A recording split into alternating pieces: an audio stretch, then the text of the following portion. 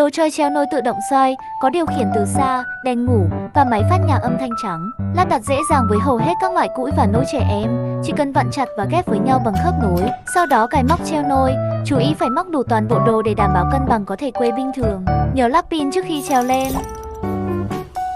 Có các nút bấm rõ ràng và bạn có thể tùy chỉnh bật một lúc nhiều chức năng âm lượng. Bật chế độ xoay để thu hút sự chú ý của bé. Các mặt đồ chơi dễ thương hướng xuống để bé có thể nhìn thấy. Tất cả đều được làm từ nhựa và silicone an toàn cho bé khi gặm hay chơi. Bạn có thể tải app và kết nối Bluetooth để điều khiển. Ánh sáng ấm áp giúp bé an tâm hơn khi ngủ. Đi theo sẽ kèm cả điều khiển từ xa. Bạn có thể bật tắt, hẹn giờ, bật đèn, xoay hay chọn bài nhạc hát ru. Bộ quà tặng đã có tại Decimat.